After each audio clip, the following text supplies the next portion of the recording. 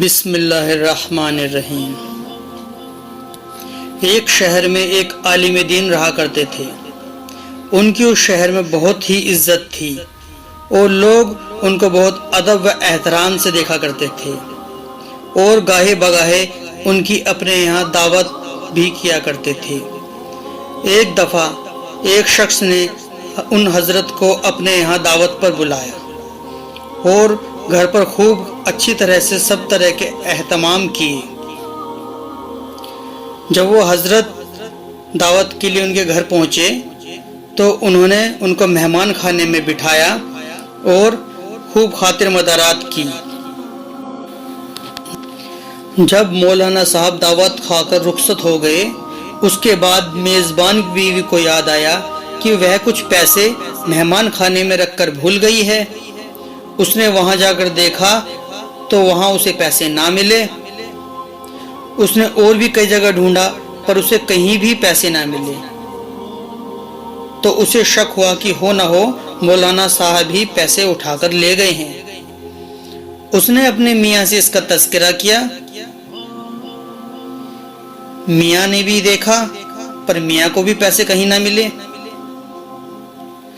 اب اس آدمی کو مولانا صاحب پر بہت غصہ آیا کہ ویسے تو ہمیں دین کا درس دیتے ہوئے گھومتے ہیں اور یہاں یہ چوری والا کام کرتے ہیں، پر رسوائی کے ڈر سے اور ادب کے خیال سے اس نے اس بات کا کسی سے ذکر نہ کیا، البتہ ان مولانا صاحب سے کلام کرنا بند کر دیا۔ وقت گزرتا چلا گیا۔ کافی عرصے بعد اس شخص کے دل میں یہ خیال آیا کہ چلو بہت دن ہو گئے، مولانا صاحب کو دوبارہ دعوت پر بلاتے ہیں۔ اس نے مولانا صاحب کو دوبارہ دعوت کے لیے کہا۔ مولانا صاحب نے قبول کر لیا۔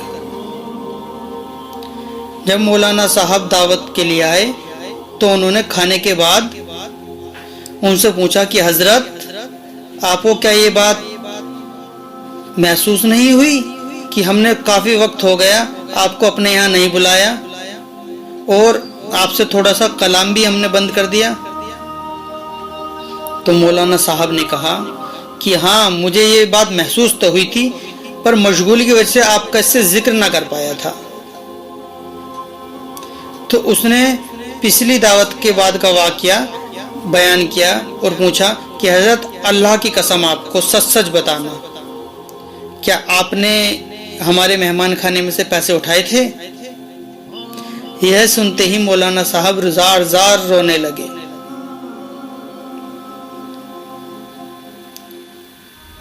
اور روتے ہوئے فرمایا کہ میں اس وجہ سے نہیں رو رہا ہوں کہ تم نے مجھ پر چوری کی تہمت لگائی ہے، بلکہ اس وجہ سے رو رہا ہوں کہ اتنا عرصہ گزر گیا، تقریباً 1 سال ہو گیا، اس گھر میں کسی نے قرآن پاک کو اٹھا کر نہیں دیکھا۔ جب پچھلی بار میں یہاں آیا تھا تب آپ کے یہاں پر پیسے ایسے ہی باہر رکھے ہوئے تھے، تو مجھے اندیشہ ہوا کہ کہیں اڑ کے ہوا کے زور سے اڑ نہ جائیں یا کہیں کوئی اٹھا کر نہ لے جائے، اس وجہ سے میں نے قرآن پاک کے غلاف میں ان پیسوں کو رکھ دیا تھا۔ اگر اتنے طویل عرصے میں گھر میں سے کوئی شخص قرآن پاک اٹھا کر پڑھتا تو اسے یہ پیسے رکھے ہوئے مل جاتے، پر اتنا عرصہ گزر گیا کسی نے قرآن پاک کو پڑھنے کے لیے اٹھانے کی زحمت تک نہ اٹھائی۔ یہ سنتے ہی اس شخص نے دوڑ کر قرآن پاک کو اٹھایا اور اسے کھولا تو اس کے غلاف میں ہی روپے رکھے ہوئے تھے۔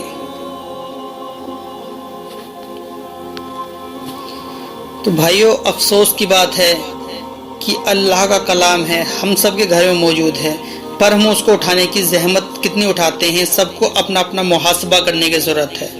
اللہ تعالی ہمیں عمل کرنے کی توفیق عطا فرمائے، آمین۔ اگر ویڈیو آپ کو پسند آئی ہے تو لائک، شیئر اینڈ سبسکرائب کریں۔ لائک کریں تاکہ یہ ویڈیو اوروں تک بھی پہنچ سکے اور اسے شیئر کریں۔ السلام علیکم۔